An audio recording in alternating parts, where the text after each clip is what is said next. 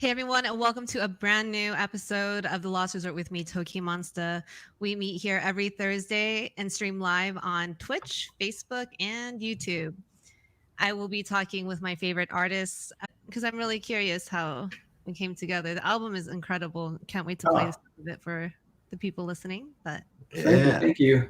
I think we've narrowed this down to the short story. We've both had a lot of mutual friends and been aware of each other for many years. But somehow, even though mutual friends would kind of once in a while we get messages like, "Hey, you should link up."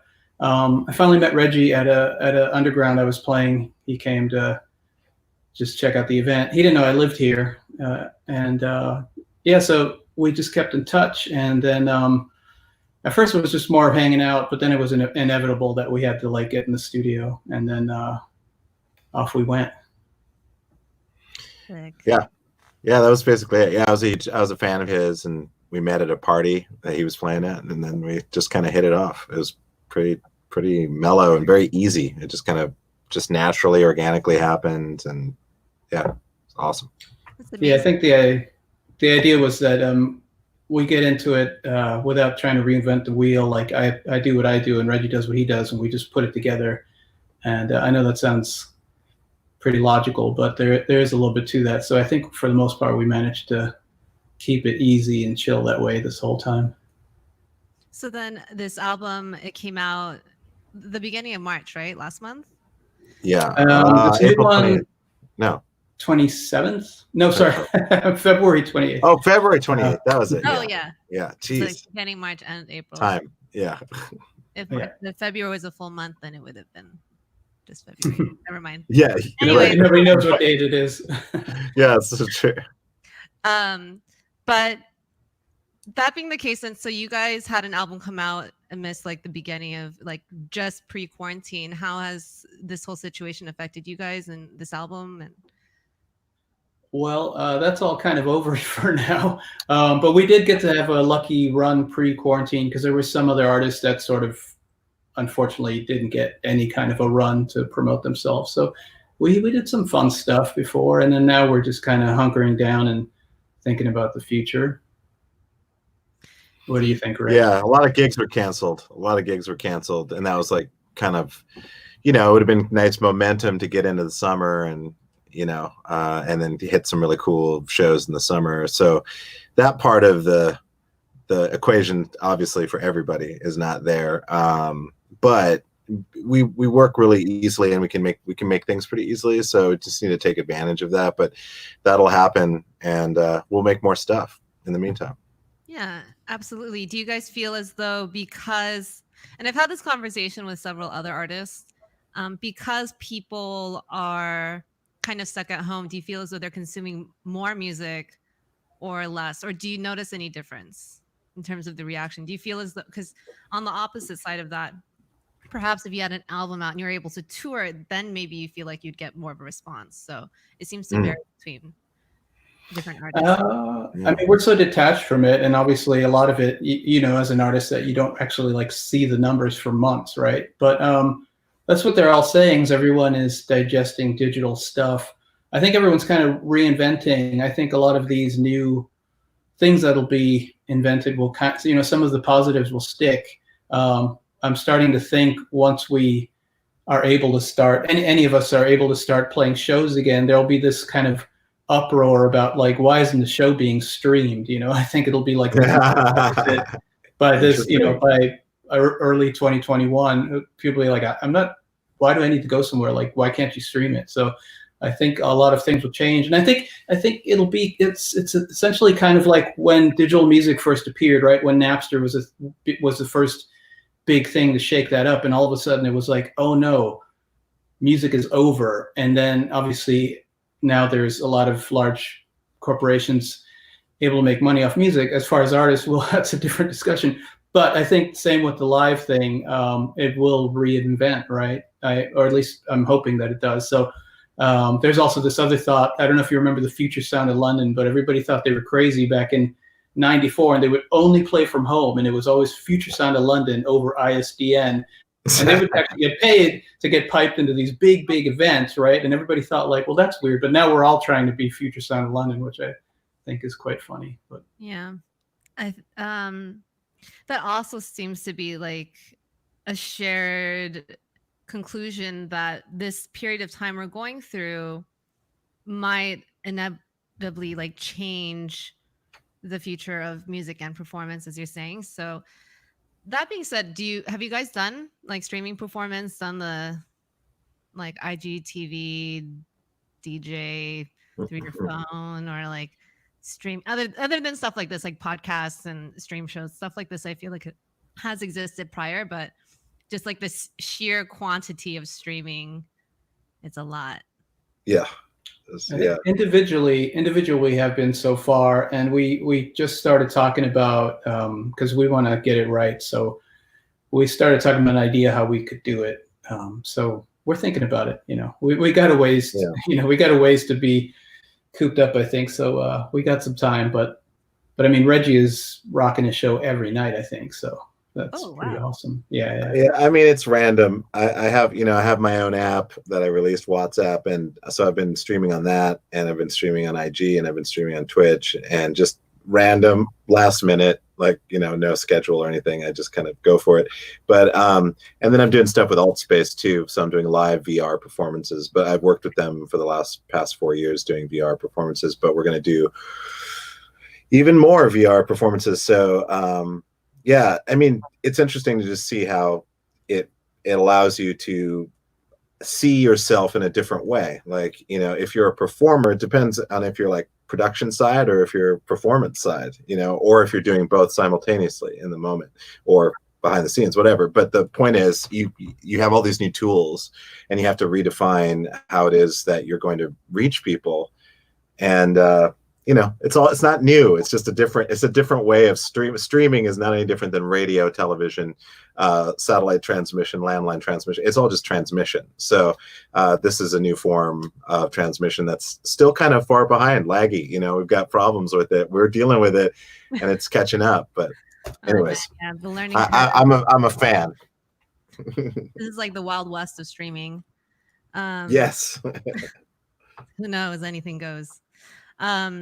But yeah, I want to get into the music portion of this show. So this first one I'm going to play is a remix of John's song. It's called Moving 909s by Plaid. And I'm really excited to hear it. That's dope.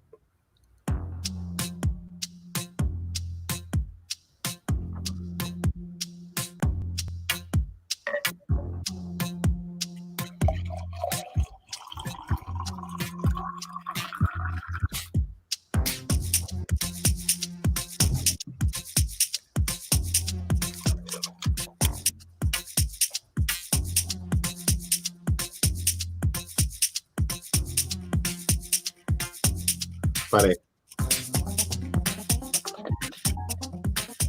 So, John, do you have anything to say about Plaid as an artist? Oh yeah, I mean, Unlimited Things. I think they're my favorites, and I've gotten to know them so well over the years. So it's just beyond a joy to collaborate with them. I did a remix for them on Warp last year, and then they sort of owed me one. And we've done secret remix projects that I can't ever talk about either. But we always visit each other, and just the fact that they knocked it out of the park with this one, because I think this one's a little darker. Like DJs could play it, which isn't always a Plaid thing, and I couldn't be happier. It's incredible. And when did this come out? This just came out last Friday on this new EP I've released. Ooh, new music. Yeah. From new music. Yeah. It's my solo, and it's called Moving 909s. It's obviously an ode to Optical's Moving 808s from the mid '90s. Just because. Yeah,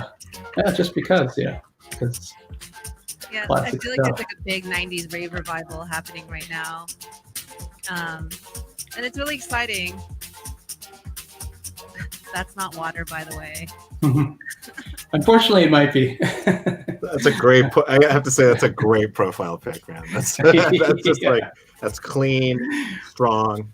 I feel like everyone switched avatar should look like that. You can have headphones on and if you can look a little bit upward. Yeah. It's like a little bit like your Uber driver photo, but Yeah. you have to be like maybe I guess you have to have the headphones. Yeah. You have to show that you're interacting with media. This is sick, man. I like this song too because it's very you, but it's also kind of like I don't know. It's like kind of tech, like robot insects, in a kind of a darker space crawling around. I dig that.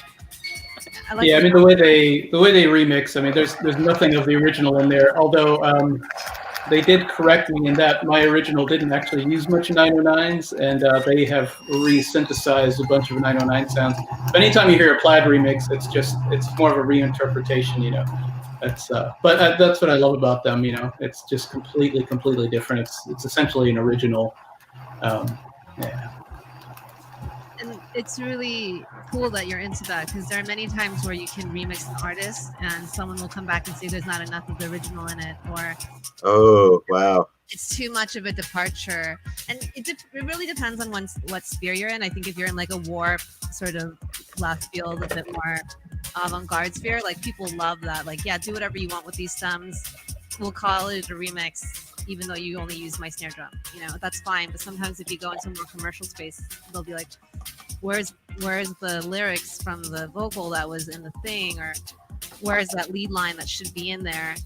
And you find that discrepancy between that. And sometimes if you kind of are on the cusp between being kind of artsy and then kind of more accessible, you don't, what do you do? Like, I've had moments where I just said, don't take my remix.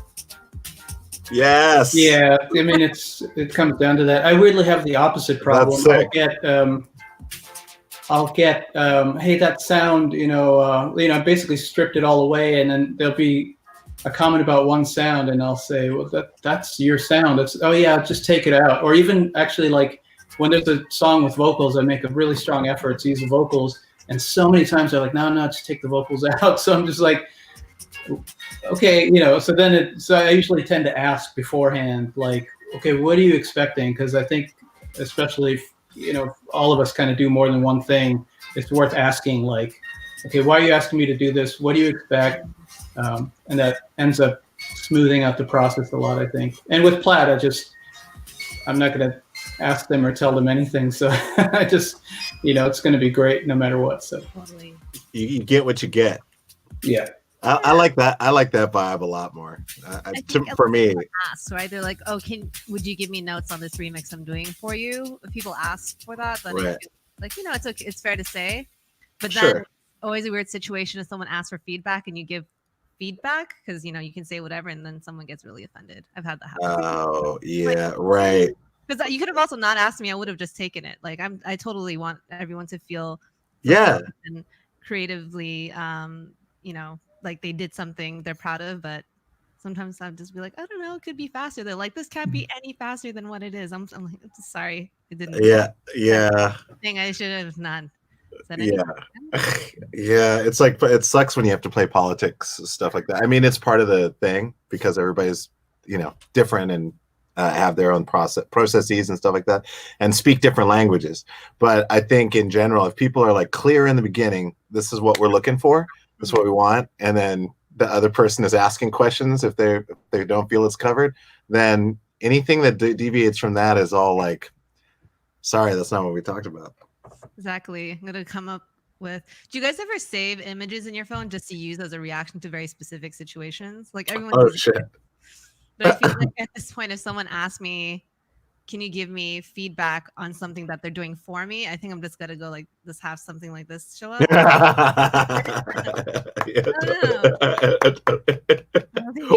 or like think about it. Yeah, let me think about it.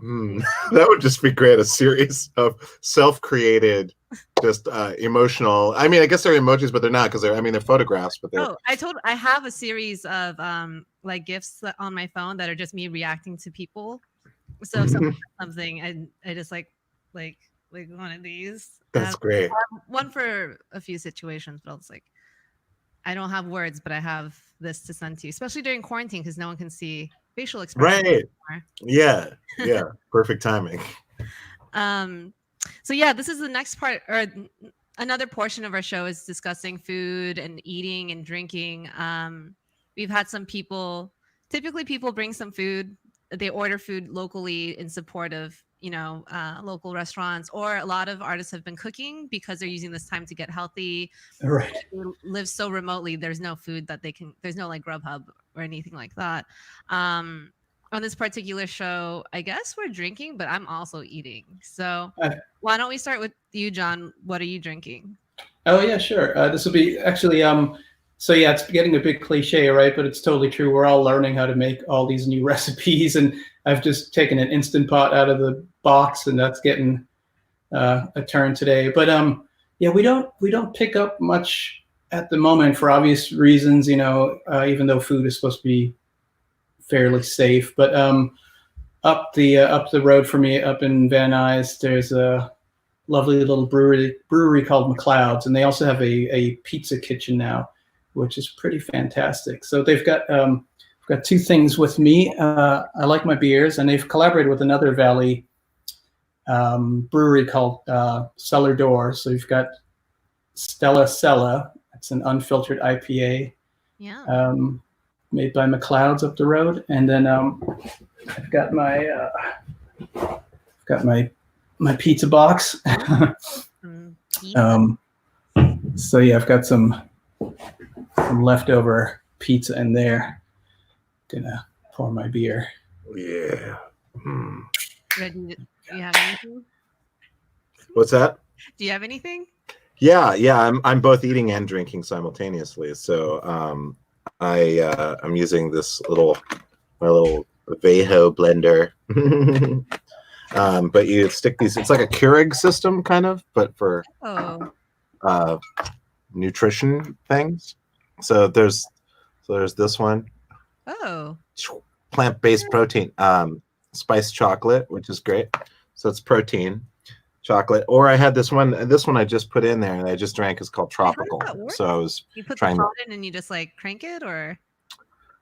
Yeah, you have like this thing, right? And you peel the tab off like a Keurig, and then you put it in like this. You add water first, and put it in. It's like this little blender thing, and then you just put the top on, and you screw it. And when you go down all the way, it opens these doors. It drops the powder in there, and then there's a motorized whirly gig inside of there that mixes it all up, and then you've got your instantaneous drink. Oh. So that's I'm doing both. During this time, there's no reason to like buy clothes or shoes, but I feel like everyone's just buying other things for their home. Like I bought baking sheets.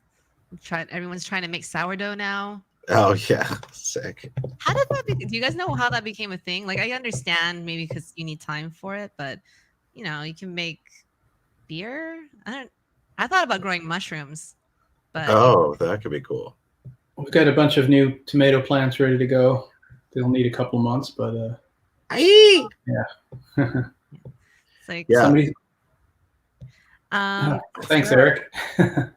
That's better than the sellout comment in the chat. By the way, have you guys been interacting with each other, or are you guys socially distant from each other? Oh, personally, yeah. I mean, Reggie's keeping it 100%, so we have not hugged in since the end of our show at the Natural History Museum. So that's true. Yeah, we are apart. That's true. We are apart. Yeah. Love will keep us together.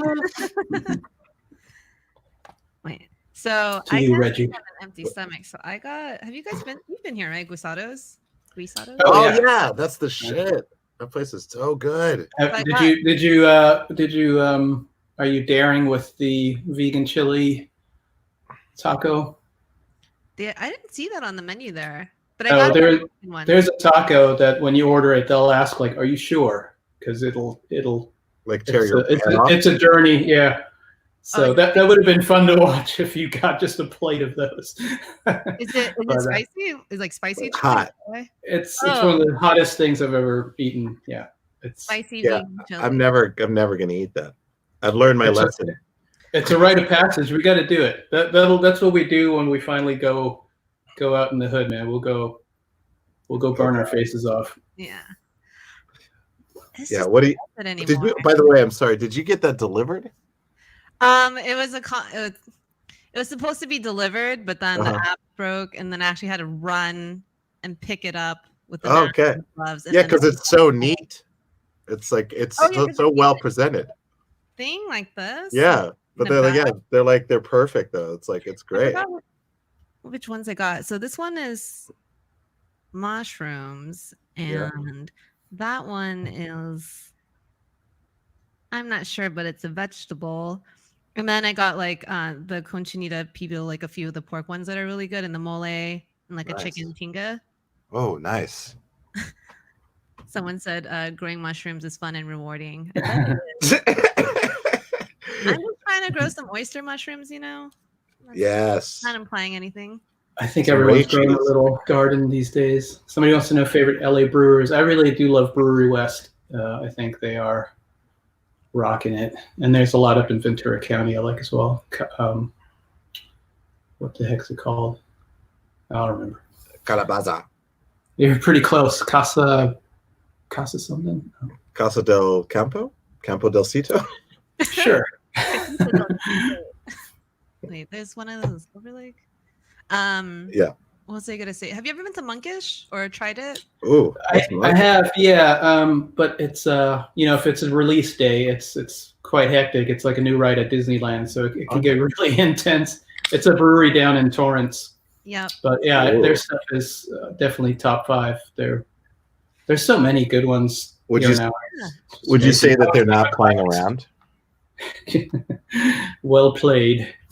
I don't know. I am drinking. That sounds good. Hard kombucha. So this is called June Shine. Holy fuck! Or the brand is called June Shine, and it's blood orange mint. So it's like probiotic and alcoholic. So I'm wondering if that cancels out the bad part. Probiotic. Am I gonna have it over tomorrow, or am I just gonna have a really healthy gut? I say it's really healthy, and you should go on ahead. In fact, I'm really not a kombucha fan yet, but I really enjoy sours, and I mean they're pretty close. So I'm guessing an alcoholic kombucha is I'm gonna love it. I gotta find some of this stuff. Yeah, they have one that actually has hops in it too. So I think because I've had a few different ones, this one has a bit more of a beer quality to it, even though I think it's not meant to be a beer. But yeah, there's another one. If I get through this, I'll drink the other one that has hops in it. But sorry guys. You guys. Sorry. I just want to say that Katina Tillman says hey. I'm glad you caught that, man. Thank you. Well, Razor eyes, laser. Anyway, no, hey, how you doing? Hey.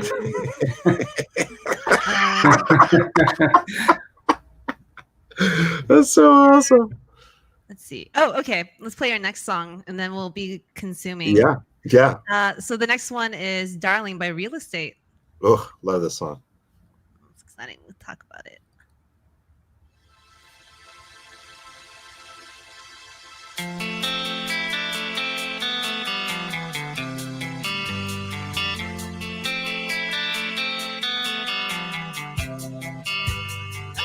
Cheers, you guys.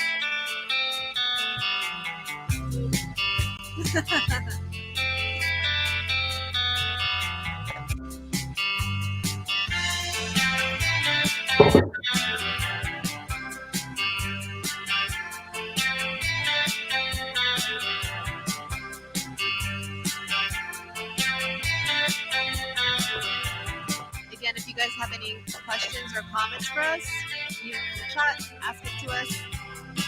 We'd love to answer or avoid your question either way.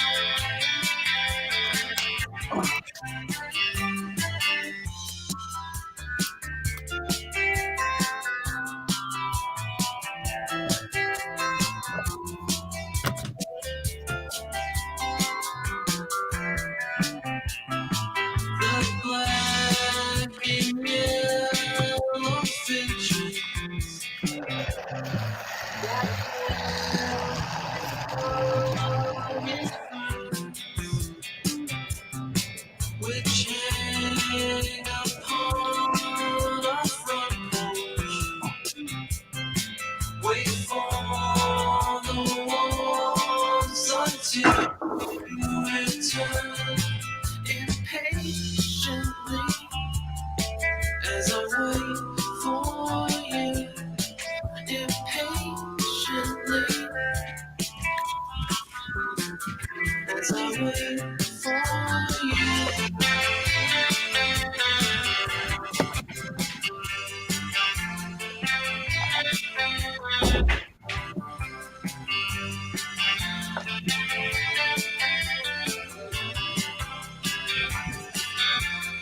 Wow. The night surrenders swiftly. The moon retreats. Yeah. Yeah, this song, I don't know what it is. It just like it hits me in like all the right places. It's so smart. It's so beautiful. Cuts like a knife to shine impatiently. Yeah, cruising on PCH. Yeah, for sure. How long have we been in LA? I've been here since '82. 76. No, 5 years. So you guys are both born and raised? No. No, I moved to LA when I was 8. Yeah.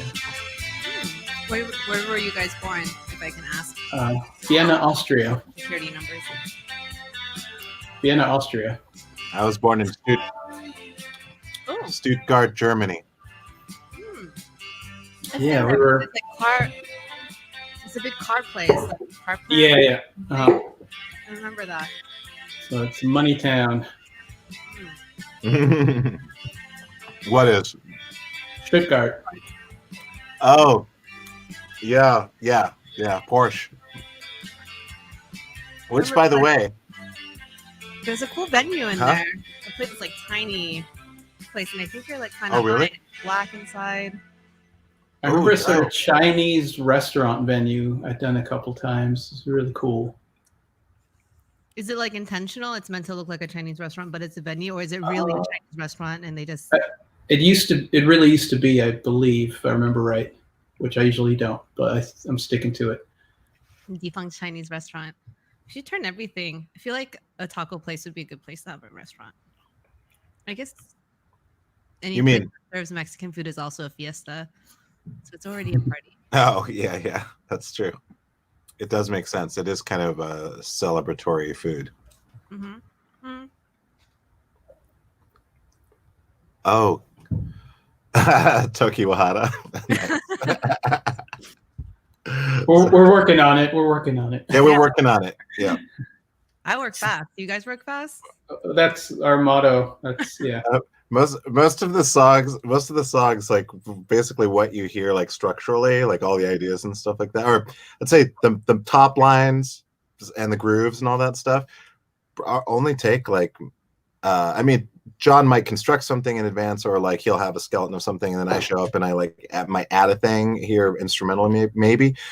Sometimes not, and then I just do a vocal pass over it, and usually we just that's it. That's the song, and then we move on. So it's super mega fast. It's like 15 minutes per track technically, and then 10 hours of editing. Yeah, he's the master at that at the back end, but actually making the track not very long. Yeah. The paint gets thrown on the canvas, and we get what we get. Either works out or we just trash it. So. Yeah, I'm not too precious about it.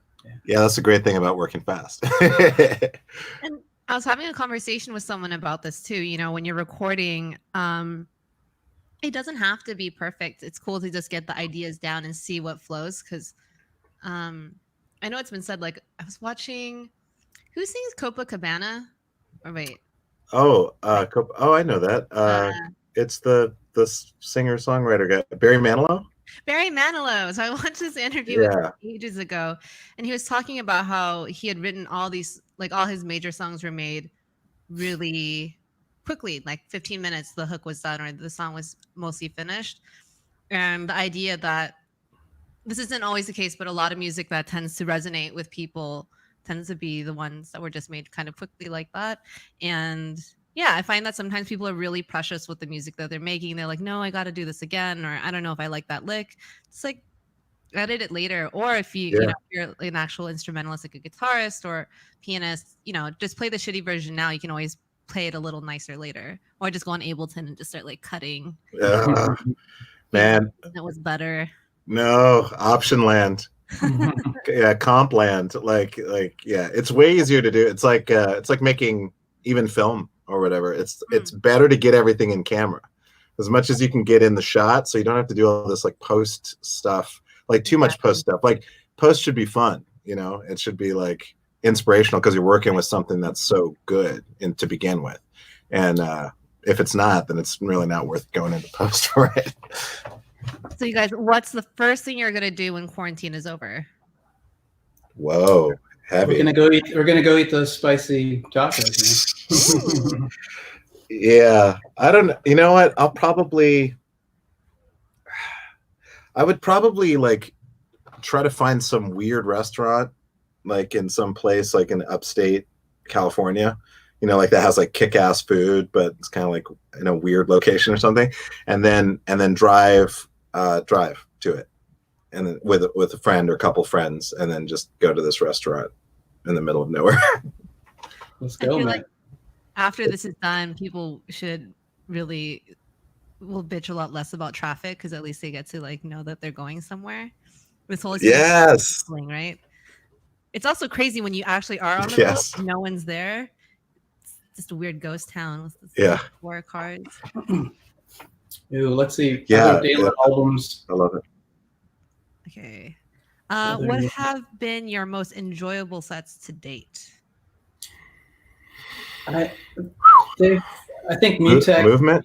and Movement Mutek. were pretty great, and then I think Yeah. our last pre-quarantine at the Natural History Museum. 'cause Oh, we've been- Natural History Museum. Yeah. We've been kind of progressing our setup and tech as we go, and then I remember after we kind of looked at each other like, I think this is getting good now. So yeah, we keep trying things out almost like every set. They're all pretty different, but at least tech wise and comfort wise and monitoring wise, we felt really good about the last one.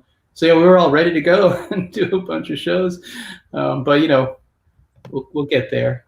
Somebody asked about other Dayla albums. I guess De La Soul is dead, but I also really, of course, love the early Prince Paul stuff, 3 Feet High and Rising. I mean, they're all good. What can you say?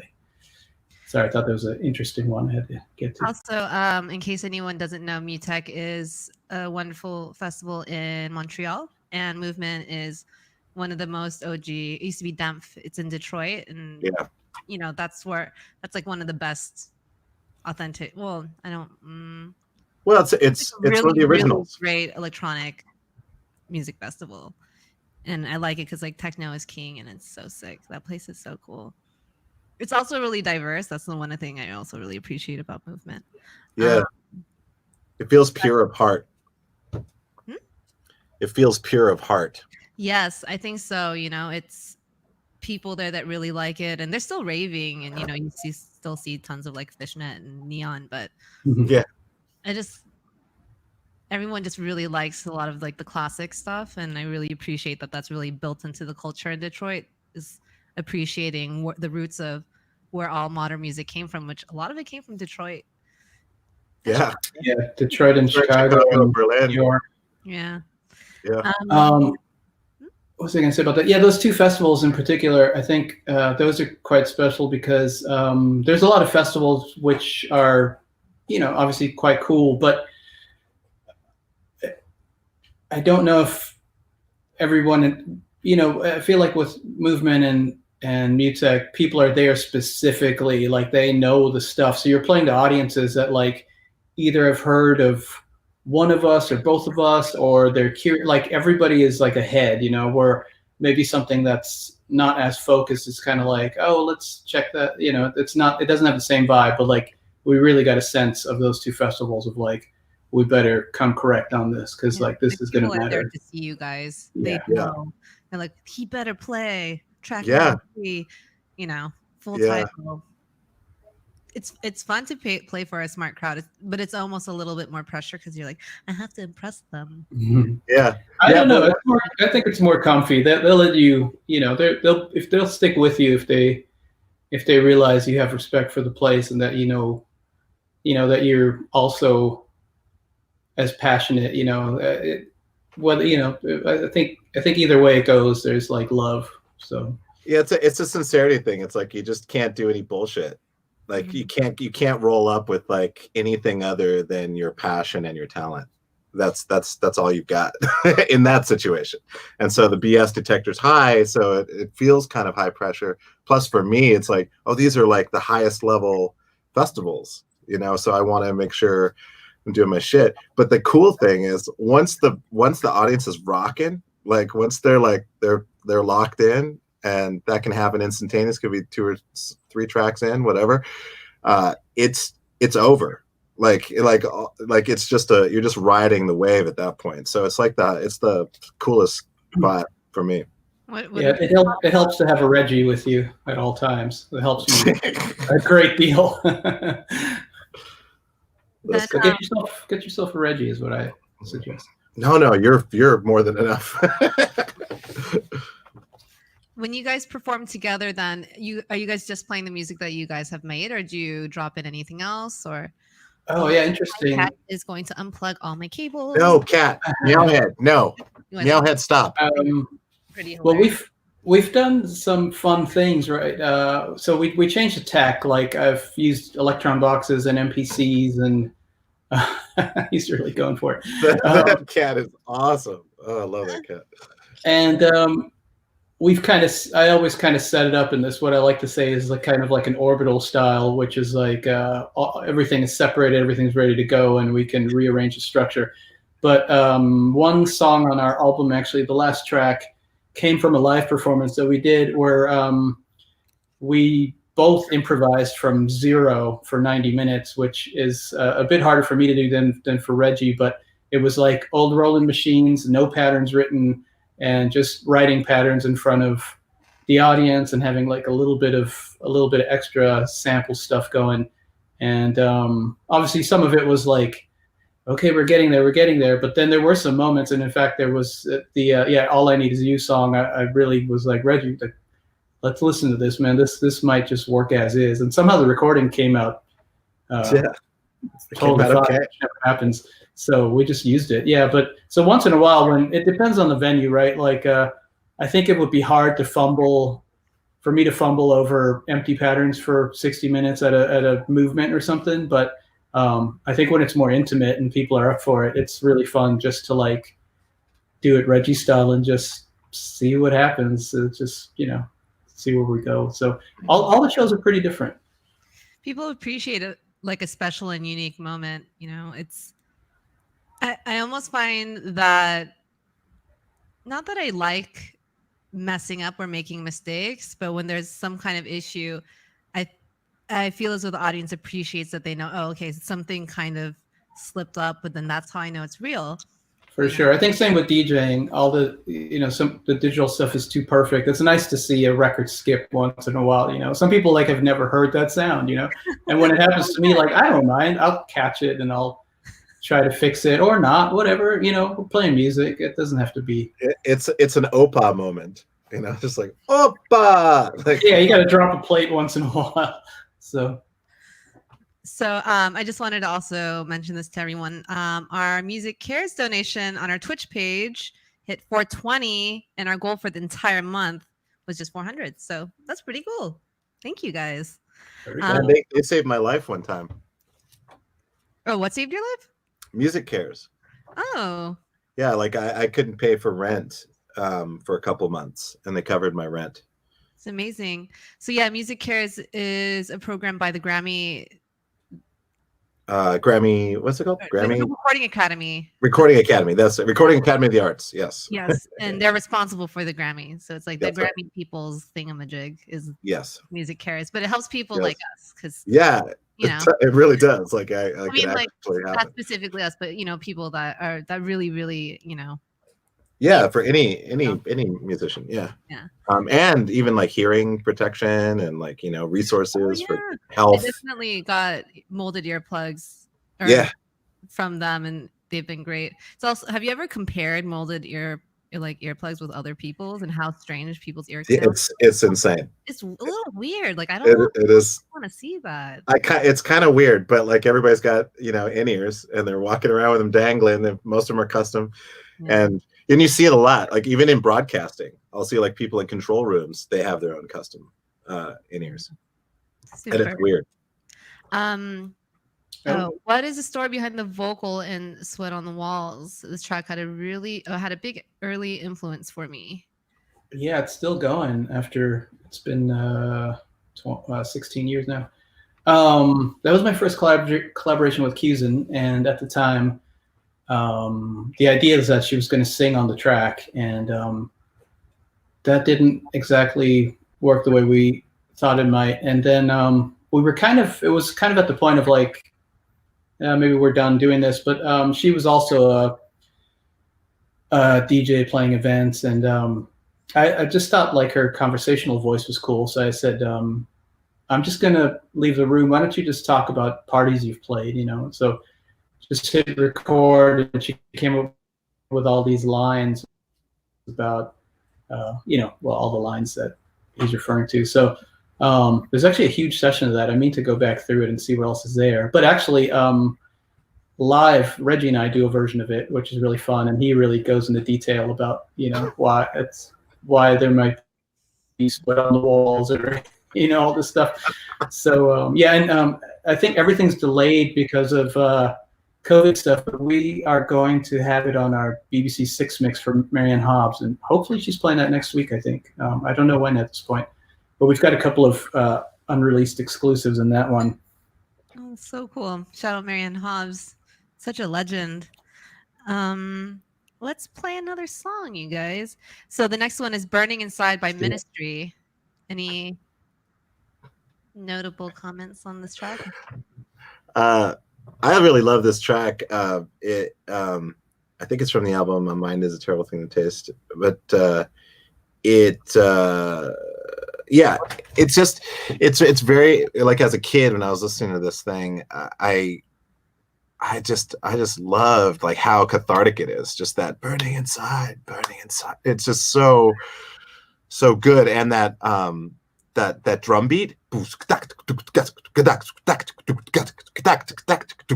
that fucking, it's disgusting, and it's just an onslaught. The beat just like keeps hitting, and then add these like really affected digital distortion guitars. It's disgusting. I love it. Ooh, I'm ready to get disgusted right now. Yeah. I don't know. Y'all better drink up.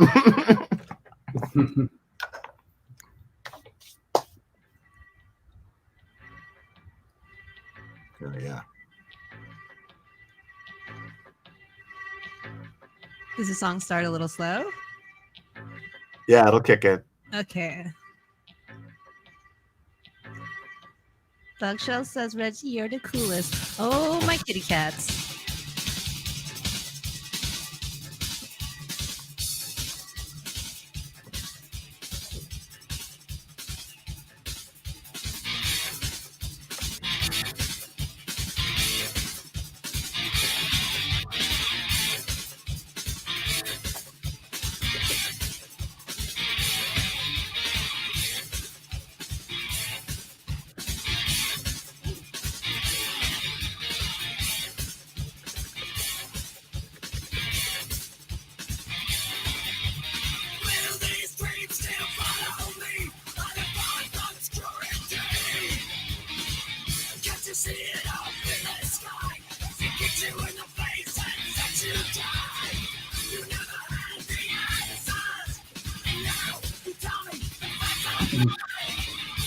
Lewis, you can just go get your own piece. They're great. You'll get one.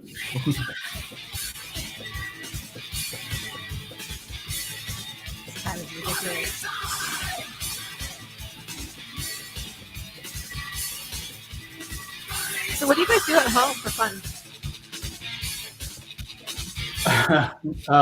Stay at home and keep on staying at home. I just play lots of video games, research technology, watch a lot of videos on model railroading, model airplane, remote control airplane stuff, flight simulation, space flight technology of any kind, biology, and then VR, a little bit of VR, some streaming, take walks, drive in the middle of the night. So much driving. Yeah. We drove up PCH and no one was outside, but along PCH you see all these cars and just people and all their cars just sitting in the car by the beach. Oh, I've been wow. doing that. I basically drive to the beach, sit in the car, and just eat food. What? That's awesome. It's kind of fun. It kind of feels like VR because it's real there.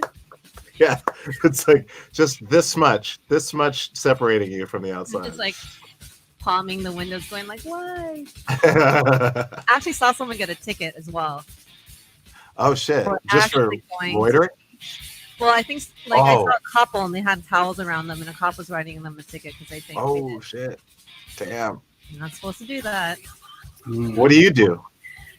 What do I do? Eat? I mean, I sit in the- for fun. Yeah. I've been playing a bunch of guitar and going for drives and cooking, Yes. watching dubious amounts of TV. Yes. I'm gonna start watching. Was it 90 Day Fiance? I heard that's the jam. So that's my next one. I'm actually thinking I'm getting like numb to content. I think I have to detox off of Netflix because like I keep watching these shows and they don't do anything for me anymore. Yeah. It's not gonna Yeah. top Joe Exotic. Like, what am I watching? We're trying to Yeah. really kind of save them and not go through them. So kind of looking forward, pretending it's like weekly episodes. But I'm working strangely on a lot of stuff right now. And then I teach a class at Cal Arts, which has moved to online, and we're still doing that. Oh, yeah. And we're actually making a compilation, which will be out. This is all very quick development, but we're making a real album for touch music in the UK, which we call Future Stars, and we're going to release that May 15th. Oh, Have you guys seen? I was reading an article recently. Many of the Ivy Leagues or like very top tier schools are releasing tons of free online courses. yeah. They're all super interesting. Some about like, what is it? Lots of environmental courses, lots of like existential courses about the philosophy of the world, and more practical ones like how to create viral content, but it's also coming from Yale. You know? Yes. Right. And Oh, that's cool. yeah, it's cool. And I looked at the list, but it also said 16 weeks and 60 hours. I'm like, I don't know, I'm really gonna go back to school right now. But Yeah. for anyone out there who's interested, these courses do look really amazing, and they're coming from like great academic spaces, so they're out there. I don't know. Yeah. Well, anytime you like to guest at Cal Arts, you're welcome in my class. Oh yeah. I've done it. It's fun. So how are you doing that? Just online right now? Zoom, yeah. Zoom, man. Which actually works really well for us because everybody's kind of more at home and more comfy where they're at, and everybody can share their sound and their screen. You know, like usually we're in this slightly intimidating large room with a projector, and it's not as comfy. So it's actually transitioned really well.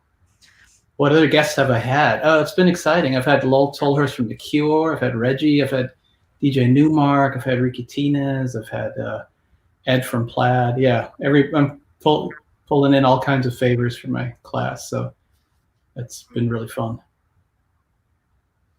Oh, I like it. It's chill. Nice. Thanks for doing it wrong. I like that guy. We're no longer sellouts. We're cool again. Finally. Jesus, it took 18,000 years. Did you guys feel that earthquake yesterday? Oh my God, that was some crazy shit. I was like, really? That's what I thought at first. I was like, come on. I know. Then I'm thinking high winds and hot temperatures. Like, oh, great. Here we go. Let's just get like everything wrong Yeah. happening all at the same time in LA. They have these memes. They're like, oh, but May will be great, and there's like a pterodactyl Right. like, flying over the like city, Yes. like Independence Day, like big Yeah. alien thing with the laser. Totally. Go wrong. Yeah. It's like, oh, but of course, yes. I wouldn't doubt it. Oh, know, but it's like aliens. yeah. By the way, you're doing it wrong. Says that we're still sellouts though, so that's good. That's good. Thanks. I'm glad. I mean, we've worked many years to be able to finally do that. So Yeah. we still haven't made any sellout money though, but hopefully that's coming. Yeah, what does that mean conceptually? Selling out, but Selling out. I think really all it means is like, well, what did you like? What's the angle of entry? Like, how did you appear? Like, how does an artist appear? You know, like to the fans and things like that. And like, what are they talking about? What are they? You know, and has that changed? Is there a philosophy? And has that changed? Is there like a basic kind of moral ambiguity that starts to happen, or based off of their own philosophy, are they deviating from that? Like, I think that that's based on taking an opportunity that compromises their ideal. yeah. I think that once you start to see someone go from that to increasingly choosing things that appear to be like that, I think that to me is what's selling out. It's not really about. Congrats to selling something. Oh, hey, that's Lewis. Hey, Lewis, how you doing, man? Thank you. But yeah, I think sometimes the audience, I mean, no, actually, even myself, like lots of us as music lovers, we feel like we have a sense of ownership of these artists that we love, and Sure. we make a project and it's just so near and dear to our heart. And then when they decide to take, you know, their artistic liberties or just, you know, just evolve as an artist, we don't like change. Like, no, we're just like, we don't want Radiohead to sound like that, or like, what is it that this guy's sounding like? Like, why have they changed? Right. You know, and I think when you get people who pivot in the right direction and then they nail it, like Fiona Apple comes back and that album is fire, so good. At least for me. that's a Pitchfork haven't- tells us anyway. I think once your little sister likes something you like, that's when it's ruined, right? So. Oh yeah, or your father, or your mother. You know, Yeah, it's even worse. Yeah, it's like, They oh, buy the album for you. yeah, They but start you know, playing songs in an Uber, then you're like, oh, that's another level. yeah, The Uber Top 40, it's this thing where I just don't listen to a lot of like very, very terrestrial like radio or pop music. yeah. So I just consume all of that by being in an Uber. I'm like, oh, this is that. Interesting. Yeah, but Uber. I like everything. So it's always kind I of like any. I agree. I like anything that's good. That's my rule. Yeah, I think so too. It's like you can't. It's not like cool kids anymore. Everyone's kind of leveled out. Yeah, it's all about sincerity. That's all. I think so, and that can happen in any space. Yeah, for sure. For Like, sure. and you can have insincerity in any space too. So whether someone comes off like an indie cool artist, they can also be completely manufactured or insincere. most of the time. Yeah, not even. And you just assume that because they're not on a major label, they're not whatever, that they're just Right. more of that Yeah, right. charlatans out there. Yes. Oh, Ooh, you this should. one I'm excited to play. Oh, okay. So we have Home Computer by Kraftwerk, and this came off of Computer World. This is a classic. I was gonna choose that, but I let John have it. Oh, okay. Well, I mean, you guys can both contribute. This is Yeah, I'll share with you. I share with you. Deep love. so good. Bangs. 1981. I think there's some more obvious tunes on this album because Numbers was a big one. But this is the one where I still don't know how, I mean, probably with a lot of their stuff, but I still don't know what's going on in this. There's like tape edits to other sections, and there's crazy, they must have been working on this in 79 and 80. I mean, that's just bananas. So this is probably like my Desert Island album. And I remember I had this on cassette when I was like 10. And even though we were like playing like Nucleus and Run DMC and African Bambaataa. Like this one, I didn't like play around anybody because it was like a little weirder, you know. Even though like numbers was like normal to play, but yeah. So in a way, this has remained kind of like my favorite strange moment on that record.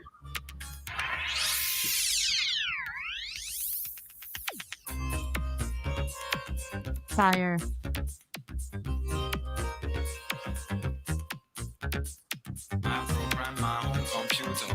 Like the early era of electronic music was so interesting. I'm a huge fan of YMO. Yeah, I mean they were like the Japanese Kraftwerk, you know, same time, same era. They also had like the really amazing music videos where it'd be just like them as pong paddles going back and forth. Oh, Really, really inspiring to watch.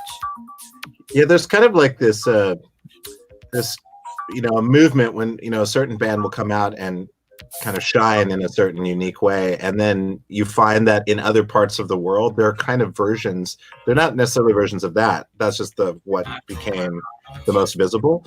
But it's interesting. There's like these parallel realities where there are similar groups in different parts of the world, and that's so fascinating to discover them.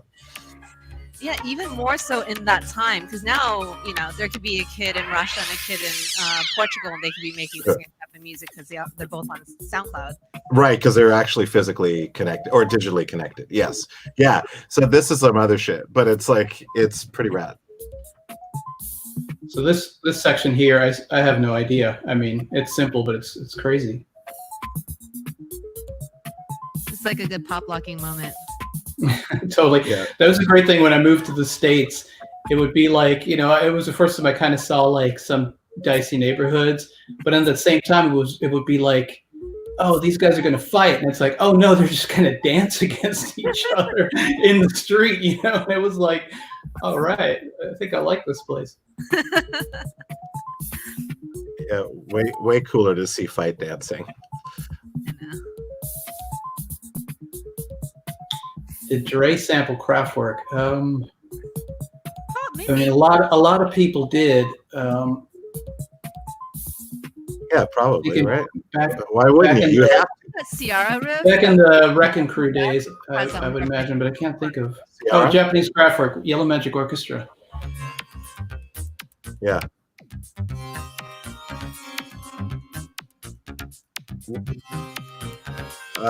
VR. A little bit more. I'm doing more. Starting next Saturday, I think, at 5 p.m. PST, I'll be in Alt Space doing stand-up music, whatever, comedy stuff for 8 weeks in a row, something like that. You gotta get that headset from you, man, so I can watch it. Oh yeah. I'll let you. I have a few headsets. Okay, cool. I'll make a drive to your. I'll make a drive to your driveway. Do a safe COVID handoff. Do a driveway, drive by. Just throw it in my open window. Yeah, almost create a catapult. Perfect. Yeah. Okay, it's going by. What speed? Heading. I love how it keeps changing. Oh, and this part is just. It sounds like a Jazzy Faye beat.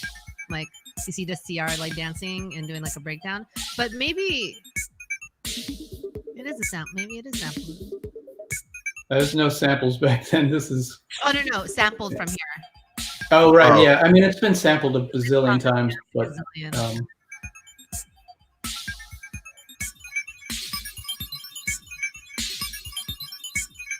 Wow, that's so good. Okay.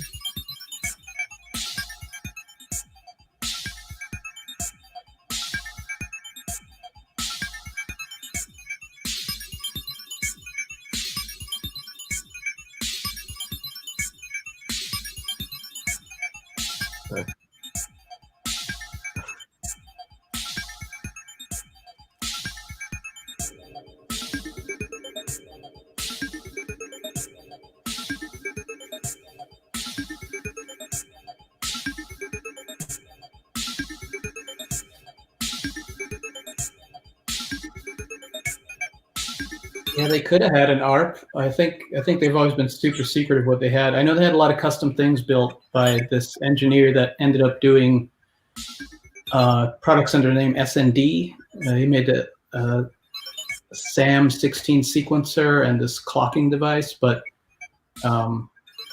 unfortunately, we'll never get this documentation that, you know, this film of like. It'd be so great just to get this old film of like, well, this is what we did. We archived it all, you know, but we'll probably never get to see what happened in Dusseldorf back then. I think they should let us see it if they have it. Come on, guys. I know you're watching, Rolf. Someone asked what synths you guys think that they were using. They said perhaps the ARP 2600. Yeah, that's what I was referring to. I mean, they've notoriously been secretive, and they have had this guy custom build them stuff, and they probably, who knows? And they probably had everything that was out on the market. So I would, well, with some performances, you can see they had a Mini Moog and they had an ARP Odyssey. Yep, and many, I don't know. A DX7 for sure. Yeah. Just wanted to say that I've had the Wajatta Live in the Lab LA video on loop for days while doing programming. Great energy. Sick. Thank you. Programming energy. What's been the strangest experience of being in quarantine? Being in quarantine. I don't know. I mean, it's been pretty uneventful here. Everyone's sort of out walking constantly, you know, and everybody's being really polite, which I found surprising. So that's really nice. What about in your hood, Reggie? I mean, I guess the 8 o'clock yelling thing, that's pretty cool. Oh, do you have that for healthcare workers? They go off. Oh, we don't have that yet. For the. I'll start that here. Air I'll horn. just start yelling at 8 o'clock. And then they'll play it's like ice cream truck music. Yeah. And then in the neighborhood while screaming for crazy. 1 to 2 minutes. That's crazy. Yeah, we have fireworks and there's a drum circle. and there's and then I have a bullhorn.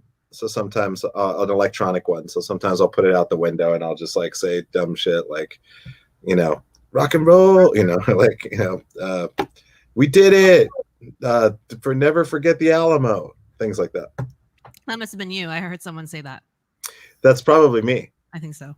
Yeah, I'm a huge Alamo. I never want people to forget about the word Alamo. No one should ever forget. No. You wouldn't have come up with the slogan thing to not forget it. Exactly. They wouldn't have had that conflict to come up with a reason for that slogan for nothing. You know, that's the best. They have a good publicist. Don't forget the Alamo. Yeah, Fun fact, the Pee-wee's Big Adventure Alamo scenes were filmed at the San Fernando Mission. Oh, that makes sense. That makes sense. Why go all the way down there? I think I might skip to the last song, you guys. It's from you both. Oh, the song is called 138 or 138. How would you guys say it? however you want to say it. 138, 138. I don't think we know. I say 138. Do you guys remember pager code? Do you guys remember any of that? Oh, Yeah, pager totally. codes? Yeah. 138. It was like 143. Where does the title come from? The BPM. Speed. Just as simple as that. Yeah. It was. We have a bunch of working titles. Strangely enough, for both of us, titles are our kryptonite. We just can't do it.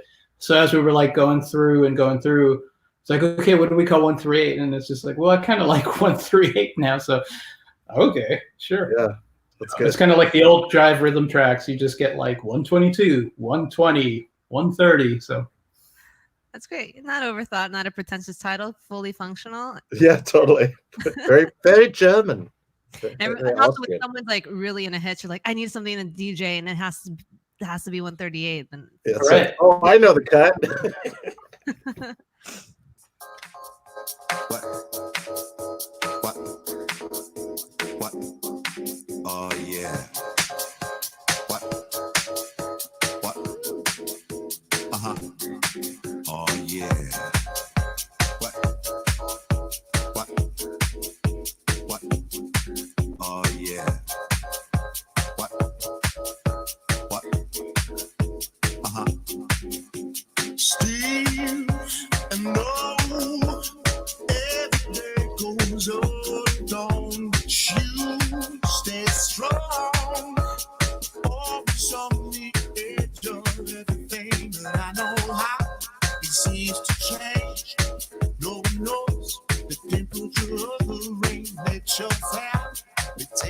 No, no need to let go. It's gonna be enough. I think that a sound in you, it coming by. Ooh, so good. I'm hearing it. I'm feeling good. Come on, I wanna know that you love more. Say what I don't know. I feel it like you got so much shine. I do what I don't know. Yeah. I feel it like you got so much Love shine. good house chords. Yeah, totally. Dab action. It's cool too because like house typically doesn't get this fast. 138 is like Right. It's like what was someone saying? Like psytrance is 138 or something like that. I don't know why that came up in conversation, but it did. Someone told me footwork. Oh yeah, footwork is like 140. It can be a little faster. Like Yeah, it gets a little faster. We're just in this completely unusable BPM range. It's like a radio frequency. Like we chose this one weird frequency. It's right in between two frequencies. Do you ever recover from this absurd obsession? this could be one of those tracks that would be fun to slow down like 40% and see how it sounds. Oh hell yeah! To like Sigur Rós, something like that. Oh my god! We just re-release it like 100% slower. It has to have it in parentheses. Yes. It'd be like Inception, like just like that truck falling off the bridge for the entire movie. You guys have it, or if you guys want, I have the program. Everyone was using Pulse Stretch. Yeah, right. Let's go like 1,000 times. Yeah, but everything ends up sounding like Give it a shot. Sigur Rós and lush and beautiful and choral. Yeah. I want to hear that. That's like the TOKiMONSTA remix of I know. 138. Just boom. It's like 8,000 hours long. Yeah, totally. That's great. This track's 2.5 hours long. Where I never read, but TOKiMONSTA, where does the name come from? So Toki means rabbit in Korean, and Monsta was how I decided to write monster when I was 17. Yes. Oh, that's so good. Yeah. I love it. Miss Monster if you nasty. Yeah. First name Toki, last name Monster. There we go.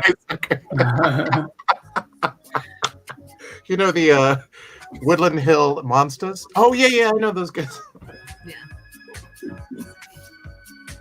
So good.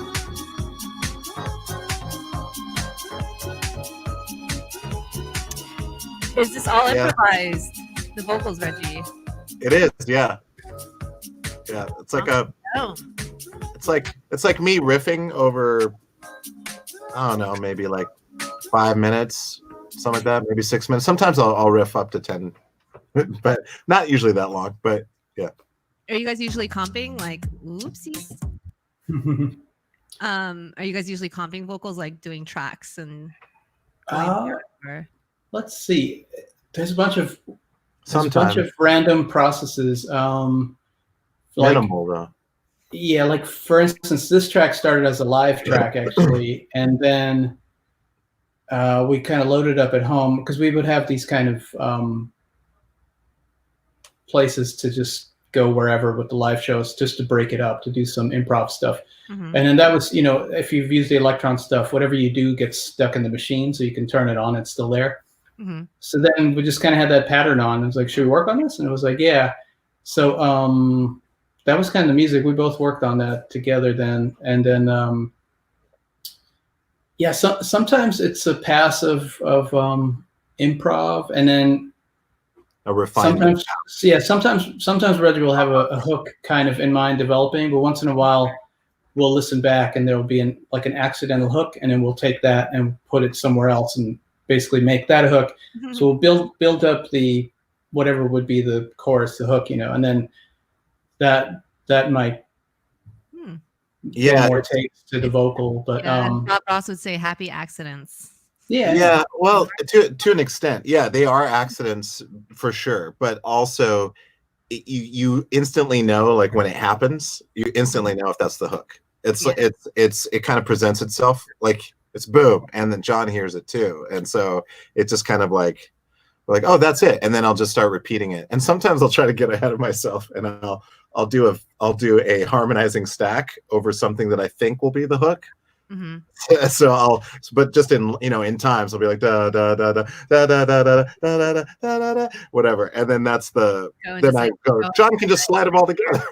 Yeah, which is great because that would be the longer process, but he's ahead of me, so we do it that way and it works out. Oh, Derek McNeil, I do not think World Class Wrecking Crew sampled Tour de France. I just think they did the breathing thing. How did we meet? We went over that earlier. Sorry. Oh, Brainfeeder. How do we end up on Brainfeeder? Just because, like, basically it had to happen for the second album. That is, yeah, and we wanted to be like Miss Monsta, so that was that. But of your nasty. No, we yeah. ourselves. By the way, huge fan. Yeah, when I first started hearing your stuff, I was like KCRW. Oh, but thank you. yeah, and I was just like, this is so dope. And then I found out you were local. You live here. I met you once a long time ago with Steve Flylo at South by Southwest at a Twitter party or a Twitter event. Oh. I don't think you're gonna. I have a photo and I'll send it to you. Please, yes, please send that to me. Yeah, that would be more out than right now, which you have a little man bun going on. Oh yeah, I have been. It's been a little bit too long, so necessary, I think. I don't know what to do. Have you guys handling the grooming situation? I mean, doesn't matter. I'm just trying the best I can. John's got it easier. I just, yeah. You can spend all that energy baking sourdough. Totally. What everyone else is doing. Yes. Getting their haircut. I want to say make some. Guys, I know. So much for being on the program. I hope you guys had fun. I had a bunch of fun. Yeah. And yeah, thanks to everyone else for tuning in. Don't forget to subscribe, like, and comment at Lost Resort TV.